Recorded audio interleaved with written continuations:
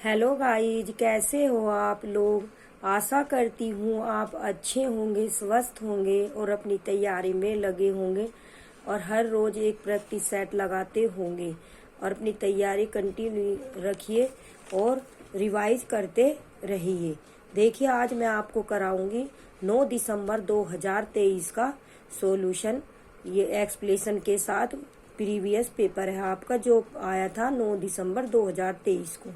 देखिए पेपर, कन्नौजी किस उपभाषा की बोली है। तो कन्नौजी पश्चिमी हिंदी की उपभाषा की बोली है। तो इसका आंसर होगा 2। अगला क्वेश्चन देख लीजिए आप लोग। देखिए, तुलसीदास ने कवितावली की रचना किस भाषा में की है। तो तुलसीदास ने कवितावली की रचना ब्रज भाषा में की है। अगला क्वेश्चन देख लीजिए आप लोग। देखिए, राजस्थानी उपभाषा के अंतर्गत कितनी बोलियां आती हैं। तो उसके अंतर्गत 4 बोलियां आती हैं। अगला क्वेश्चन देख लीजिए आप लोग। देखिए, खड़ी बोली को कृत्रिम बोली किसने कहा है। तो खड़ी बोली को कृत्रिम बोली जॉर्ज अब्राहम ग्रियर्सन ने कहा है। अगला क्वेश्चन देख लीजिए आप लोग। देखिए, पहाड़ी उपभाषा के अंतर्गत कौन सी बोली नहीं आती है। तो पहाड़ी उपभाषा के अंतर्गत पूर्वी पहाड़ी बोली नहीं आती है। तो इसका आंसर होगा 1। अगला क्वेश्चन देख लीजिए आप लोग। देखिए, दक्षिणी को किस अन्य नाम से भी पुकारा जाता है। तो दक्षिणी को हिंदवी और हिंदी के नाम से भी पुकारा जाता है। तो इसका आंसर होगा 4, उपरोक्त में से एक से अधिक। अगला क्वेश्चन देख लीजिए आप लोग। देखिए इसका, ये देखिए, निम्नलिखित में से कौन सा शुद्ध शब्द है। तो इनमें अंत्याक्षरी शुद्ध शब्द है। तो इसका आंसर होगा कौन सा, 1। अगला क्वेश्चन देख लीजिए आप लोग। नवोढ़ा का संधि विच्छेद है। तो नव प्लस ओढ़ा, इसका आंसर होगा 3। अगला क्वेश्चन देख लीजिए आप लोग। रज्जु का पर्यायवाची शब्द है। तो रज्जु का मतलब होता है टेढ़ा मेढ़ा। तो इसका होगा सरल। तो इसका आंसर होगा 2, सरल। अगला क्वेश्चन देख लीजिए आप लोग। जो ज्ञात इतिहास के पूर्व का हो वाक्यांश के लिए एक शब्द है। तो इसका आंसर होगा प्रागैतिहासिक। तो इसका आंसर होगा 1। अगला क्वेश्चन देख लीजिए आप। पारितोषिक किस शब्द का पर्यायवाची है। तो पारितोषिक इनाम का पर्यायवाची है। अगला क्वेश्चन देख लीजिए आप लोग। देखिए, प्राय की दृष्टि से कौन सा युग्म सही नहीं है। तो प्राय की दृष्टि से ये अनिल और तुषार शुद्ध नहीं है। एक्सप्लेनेशन देख लीजिए आप इसकी। देखिए, अनिल के पर्यायवाची शब्द है पवमान, परभंजन, पर्वत, समीरण, वायु, बयार आदि। तुषार का पर्यायवाची शब्द है पाला और हिम। ठीक है, अगला क्वेश्चन देख लीजिए आप लोग। देखिए, निम्नलिखित में से कौन सा वाक्य शुद्ध है। श्री कृष्ण के अनेक नाम है, आपका पत्र धन्यवाद सहित मिला और बंदूक एक बहुत ही उपयोगी अस्त्र है। इसका आंसर होगा श्री कृष्ण के अनेक नाम है। तो इसका आंसर होगा 1। अगला क्वेश्चन देख लीजिए आप। देख लीजिए, एक लड़के ने ठीक उत्तर दिया। वाक्य में एक संज्ञा है, सर्वनाम है, विशेषण है। तो एक क्या है, विशेषण है। एक्सप्लेनेशन देख लीजिए आप इस क्वेश्चन के आप लोग। देखिए, एक लड़के ने ठीक उत्तर दिया। वाक्य में एक शब्द विशेषण है। संज्ञा अथवा सर्वनाम शब्दों की विशेषता गुण, दोष, संख्या, परिमाण आदि बताने वाले शब्द विशेषण कहलाते हैं। जैसे बड़ा, काला, लंबा, दयालु, भारी, सुंदर, कायर, टेढ़ा मेढ़ा, 1, 2 आदि। अगला क्वेश्चन देख लीजिए आप लोग। देखिए, भारत की प्राचीन भारतीय आर्य भाषा है। तो भारत की प्राचीन भारतीय आर्य भाषा संस्कृत, पाली, उपरोक्त में से एक से अधिक। तो इसका आंसर होगा 4। अगला क्वेश्चन देख लीजिए आप लोग या फिर इसकी एक्सप्लेनेशन देख लीजिए। देखिए, संस्कृत भारत की प्राचीनतम भाषा है तथा अवेस्ता ईरान की। दोनों भाषाओं की जननी एक ही है, इसीलिए इन दोनों भाषाओं में अनेक समानताएं हैं। संस्कृत तथा अवेस्ता में शब्द रूप, धातु रूप, शब्दावली तथा भाव में भी समान तब देखने को मिलता है। इस प्रकार प्राचीन आर्य भाषा के 2 रूप हैं, वैदिक संस्कृत और लौकिक संस्कृत। देखिए, पाठ के शुद्ध उच्चारण पद, पाठ क्रम, पाठ आदि रूपों में सुरक्षित रखा गया है। अगला क्वेश्चन देख लीजिए आप लोग। देखिए, निम्नलिखित में से कौन सा उत्तम पुरुष सर्वनाम है? तो उत्तम पुरुष सर्वनाम आपका मैं और हम होता है। एक्सप्लेनेशन देख लीजिए आप लोग। देखिए, उत्तम पुरुषवाचक सर्वनाम में सर्वनाम व्यक्ति की ओर से होते हैं जो बात कर रहा है। इसमें उन्हें अपने आप को सूचित करने के लिए उपयोग किया जाता है। प्रथम भेद के उदाहरण है मैं, हम, मेरा, हमारा आदि। अगला क्वेश्चन देख लीजिए आप लोग। देखिए, हिंदी साहित्य की भूमिका, हिंदी साहित्य का आलोचनात्मक इतिहास, उत्तर भारत की संत परंपरा, हिंदी साहित्य का दूसरा इतिहास, हिंदी साहित्य का वैज्ञानिक इतिहास। तो ये हिंदी साहित्य की भूमिका आचार्य हजारी प्रसाद द्विवेदी जी की है। हिंदी साहित्य का आलोचनात्मक इतिहास राम कुमार वर्मा जी का है। और उत्तर भारत की संत परंपरा ये आपका परशुराम चतुर्वेदी का है। और जो ये दूसरा साहित्य है ये बच्चन सिंह का है आपका। और ये जो गणपति चंद्र का है, ये हिंदी साहित्य का वैज्ञानिक इतिहास। तो देख लीजिए, हिंदी साहित्य की भूमिका का कौन सा है? ये 2। तो ए का 2 देख लीजिए। तो ए का 2 ये रहा हमारा आंसर, इसका यही होगा। और बी का कितना होगा? बी का 4, सी का 1, डी का 3 और ई का 5। देख लीजिए, यही मिलेगा आपका। देखिए,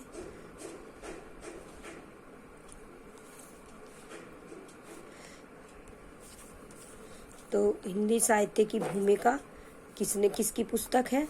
तो ये पुस्तक है आचार्य हजारी प्रसाद द्विवेदी की। तो ए का कितना है? 2। ठीक।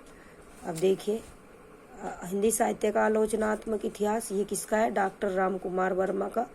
तो ये कितना? बी का हो गया। बी है ना, ये बी, यहाँ बी लिख देंगे। तो बस इतना ही देख लीजिए। ए का 2। तो देखिए, ए का 2 किस में है? तो ए का 2 इसमें, अकेले इसमें है। तो ये इसका आंसर होगा। अगला क्वेश्चन देख लीजिए आप लोग। देखिए, मलिक मोहम्मद जैसी की प्रेम कविता हिंदी साहित्य के इतिहास का कल विभाजन और नामकरण करते हुए उपर्युक्त नामकरण किस साहित्य इतिहासकार ने सुझाया है? आचार्य रामचंद्र शुक्ल ने, हजारी प्रसाद द्विवेदी ने, डॉक्टर जॉर्ज गिरियर्सन ने, उपरोक्त में से एक से अधिक, उपरोक्त में से कोई नहीं। तो इसका आंसर होगा आचार्य रामचंद्र शुक्ल ने। ठीक है, एक बार और देख लीजिए क्या है ये। मलिक मोहम्मद जयासी की प्रेम कविता हिंदी साहित्य के इतिहास का काल विभाजन और नामकरण करते हुए उपर्युक्त नामकरण किस साहित्य इतिहासकार ने सुझाया है? तो आचार्य रामचंद्र शुक्ल जी ने सुझाया है। अगला क्वेश्चन देख लीजिए आप लोग। देखिए, विद्यापति की पदावली में वर्णित मुख्य विषय हैं।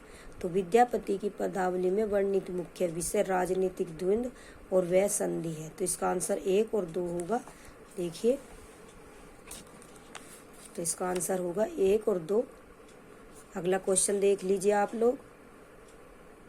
देखिए, निम्नलिखित में से किस भाषा का विकास ब्रह्मचंड अपभ्रंश से हुआ है? तो इसका सिंधी का विकास हुआ है। एक्सप्लेनेशन देख लीजिए इसकी। देखिए, सिंधी भाषा का विकास ब्रह्मचंड अपभ्रंश बोली से माना गया है।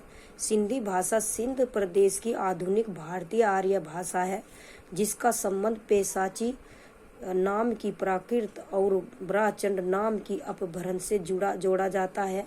इन दोनों नामों से विदित होता है कि सिंधी के मूल अनार्य तत्व पहले से विद्यमान थे, भले ही वे आर्य प्रभाव के कारण गौण हो गए हों।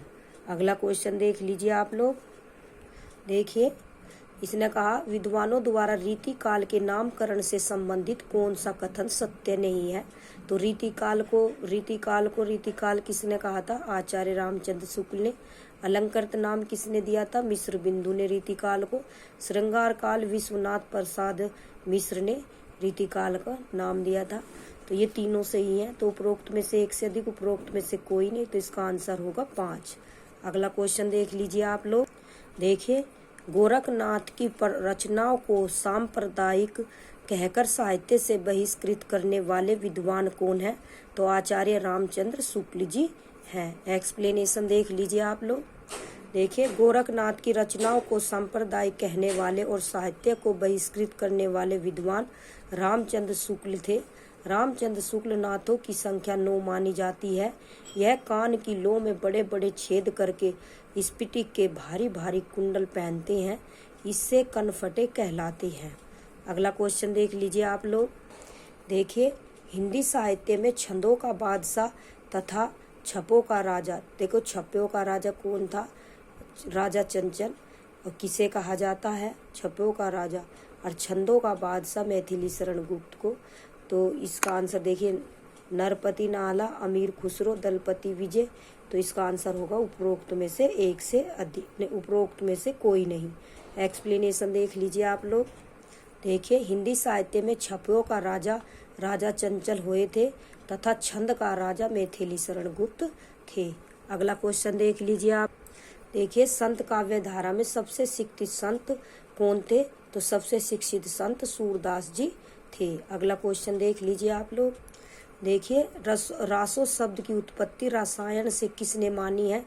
रासो शब्द की उत्पत्ति रसायन से रामचंद्र शुक्ल जी ने मानी है। अगला कोई एक्सप्लेनेशन देख लीजिए आप लोग इसकी। देखिए, आचार्य रामचंद्र शुक्ल ने रासों की व्युत्पत्ति रसायन से मानते हैं। डॉक्टर उदय नारायण तिवारी रासक शब्द से रासों का उद्भव मानते हैं। विसल देव रासों में रास और रसायन शब्द का प्रयोग काव्य के लिए हुआ है। नाला रसायन आरंभई एवं रास रसायन सुने सब कोई आदि। अगला क्वेश्चन देख लीजिए आप लोग। देखिए, प्रकाशन वर्ष के अनुसार सूर्यकांत त्रिपाठी निराला की निम्नलिखित रचनाओं का सही क्रम क्या है? तो देखिए, गीतिका 1936 में और अणिमा 1 मिनट रुकिए। देखिए, गीतिका 1936 में, अणिमा 1943 में और ये अर्चना 1950 में और ये आराधना 1953 में। ओके, अगला क्वेश्चन एक्सप्लेनेशन देख लीजिए एक बार आप।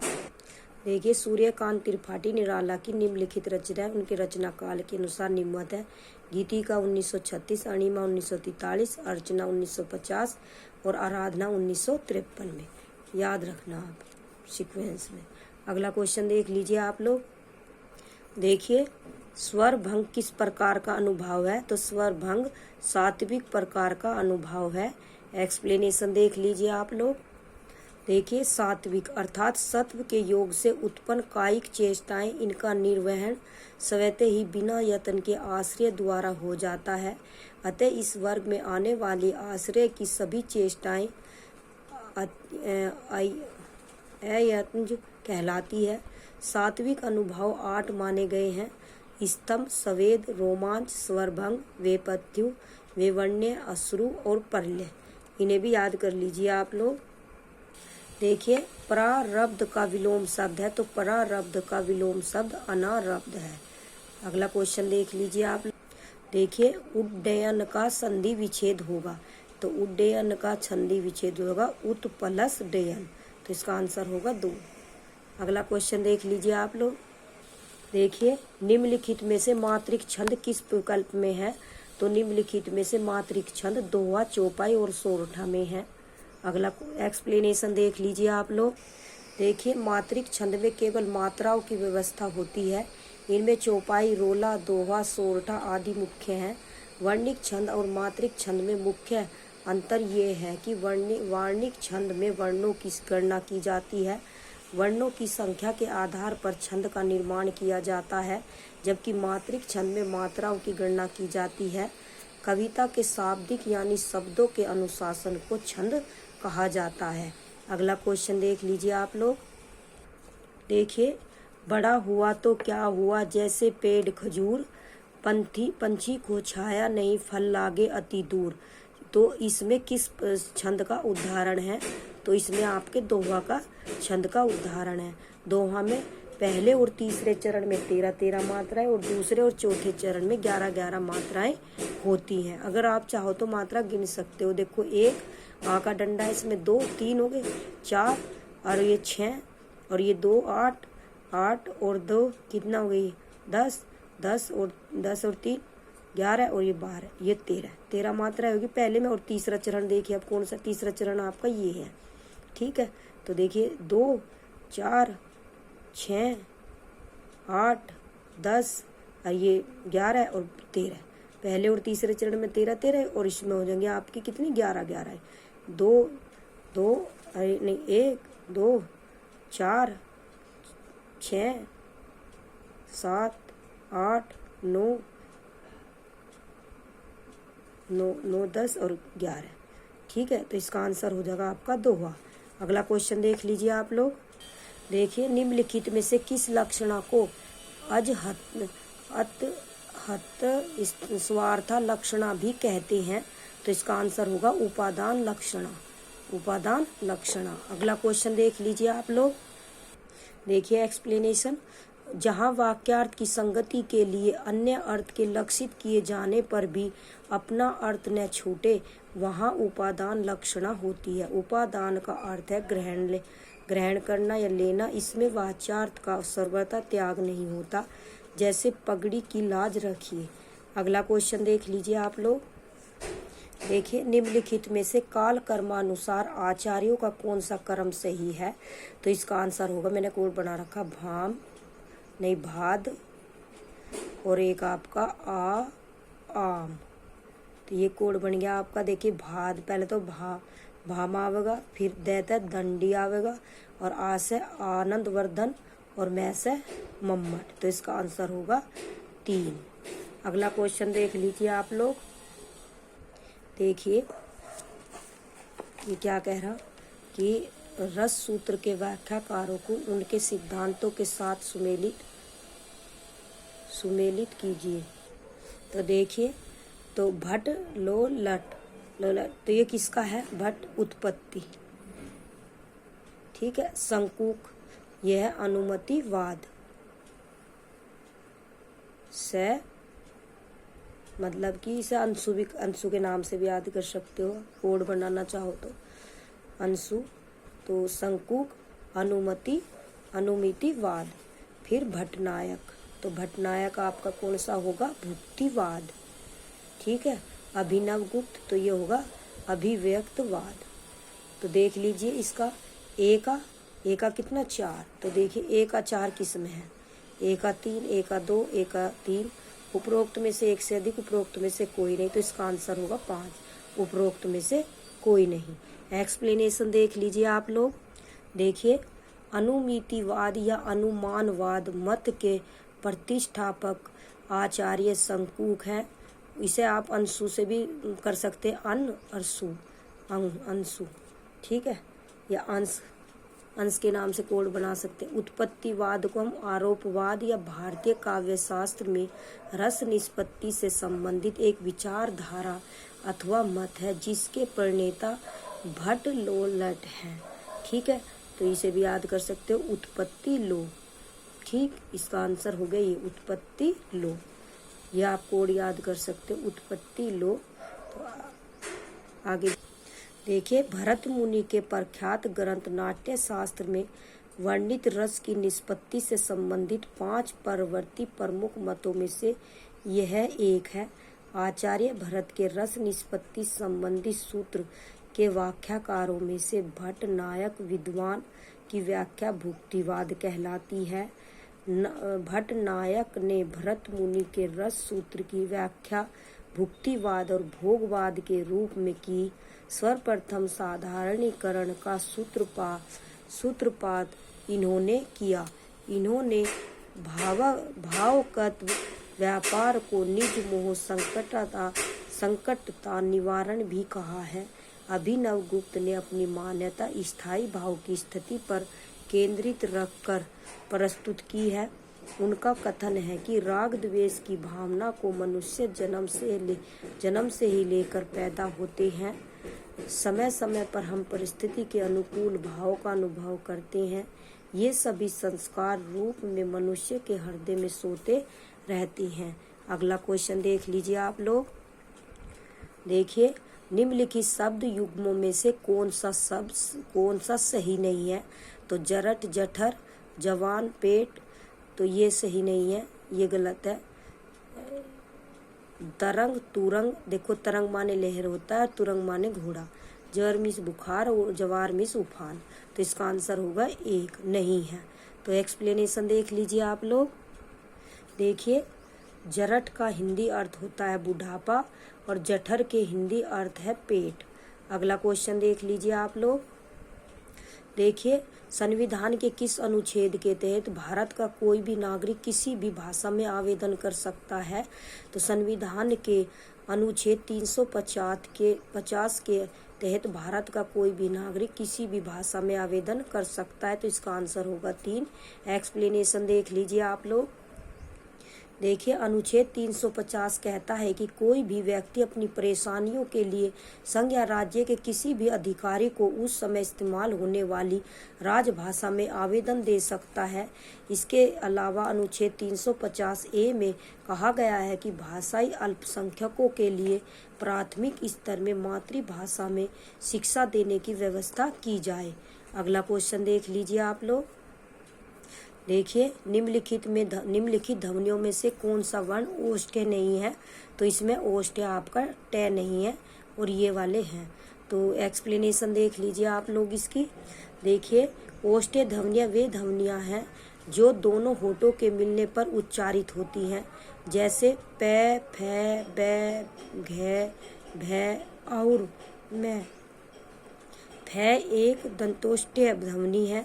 ट वर्ग के ट, ठ, ढ, ढ, अण सभी मूर्धन्य व्यंजन होते हैं। ये वर्ण कठोर तालु के मध्य भाग तथा जीभ की उल्टी हुई नोक के निचले भाग से स्पर्श होकर उच्चारित होते हैं। ऐसी स्थिति में उत्पन्न ध्वनि को मूर्धन्य कहते हैं। अगला क्वेश्चन देख लीजिए आप लोग। देखिए, पारिभाषिक शब्दों का अर्थ किस शब्द शक्ति में रहता है? तो पारिभाषिक शब्दों का अर्थ अभिधा शब्द शक्ति में रहता है।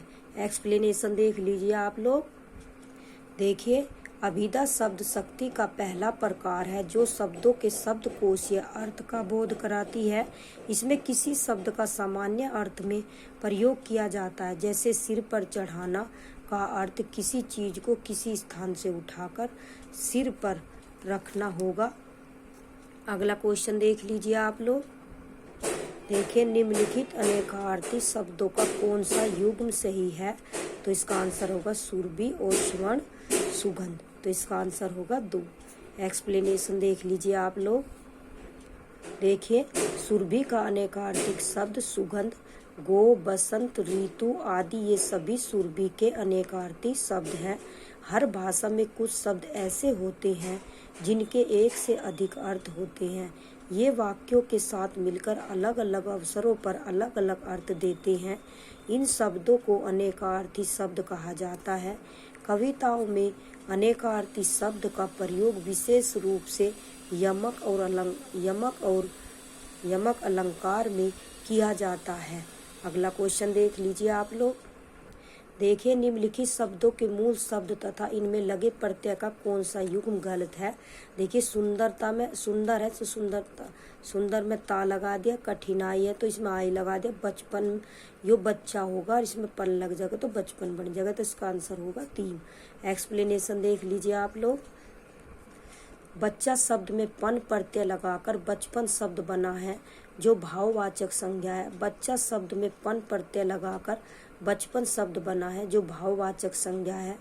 तदीप्त प्रत्यय संज्ञा सर्वनाम तथा विशेषण के अंत में लगते हैं तथा इनसे बने शब्दों को तदीप्त प्रत्यय कहते हैं, जैसे सुनार, जुआरी, पालनहार, बचपन, मिठास आदि। अगला क्वेश्चन देख लीजिए आप लोग। देखिए, निघट्टू शब्द का अर्थ है पर्यायवाची कोश। तो इसके एक्सप्लेनेशन देख लीजिए आप लोग। देखिए, निघट्टू शब्द का अर्थ है नाम संग्रह, वैदिक शब्दों की सूची, शब्द संग्रह या शब्दकोश, किसी प्राचीन भाषा अथवा अप्रचलित शब्दों के अर्थ विवेचन से संबंधित कोश। ठीक है। अगला क्वेश्चन देख लीजिए आप लोग। ये क्वेश्चन एक बार दोबारा से देख लीजिए आप लोग। इसकी मैं एक्सप्लेनेशन बताऊंगी आपको। देखिए, संत काव्य धारा में सबसे शिक्षित संत कौन थे? तो उसका आंसर होगा सुंदरदास जी। देख लीजिए इनके बारे में। देखिए, दादू दयाल के प्रमुख शिष्यों में से एक अद्वैत वेदांती और संत कवियों में सबसे शिक्षित कवि सुंदरदास थे। सुंदरदास भक्ति काल में ज्ञानाश्रयी शाखा के प्रमुख कवि थे। वे निर्गुण भक्त कवियों में सबसे अधिक शास्त्र निष्णात और सुशिक्षित संत कवि थे। शास्त्र ज्ञान संपन्न और काव्य कला निपुण कवि के रूप में सुंदरदास का हिंदी संत काव्य धारा के कवियों में विशिष्ट स्थान है। सुंदरदास की छोटी बड़ी कुल 42 रचनाएं प्रसिद्ध हैं।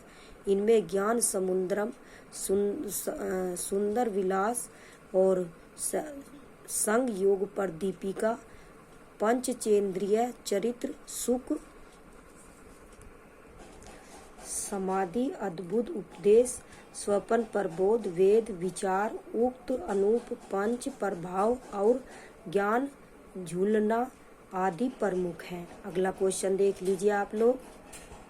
देखिए, मलिक मोहम्मद जायसी की प्रेम कविता हिंदी साहित्य के इतिहास का काल विभाजन और नामकरण करते हुए उपरोक्त नामकरण किस साहित्य इतिहासकार ने सुझाया है? तो इसका आंसर होगा डॉक्टर जॉर्ज गिरियर्सन ने। तो एक्सप्लेनेशन देख लीजिए आप लोग इसकी। देखिए, हिंदी साहित्य इतिहास लेखन परंपरा में जो आरंभिक प्रयास थे, चाहे वे भक्तमाल या कविमाला सदृश रचनाएं हो, चाहे गारसा देतासी या शिव सिंह सेंगर के प्रयास, उनमें काल विभाजन का प्रयास नहीं किया गया। जॉर्ज अब्राहम गिरियर्सन ने काल विभाजन का पहला प्रयास किया और पूरे हिंदी साहित्य को 11 कालखंडों में विभाजित किया। देखिए, चारण काल, एक आपका चारण काल, दूसरा आपका 15वीं सदी का धार्मिक पुनर्जागरण काल, जायसी की प्रेम कविता, तीसरा आपका कृष्ण संप्रदाय, पांचवा मुगल दरबार, छठा तुलसीदास और सातवां प्रेम काव्य, आठवां तुलसीदास के अन्य प्रवृत्ति, नौवां आपका 18वीं शताब्दी, 10वां कंपनी के शासन में हिंदुस्तान और 11वां विक्टोरिया के शासन में हिंदुस्तान।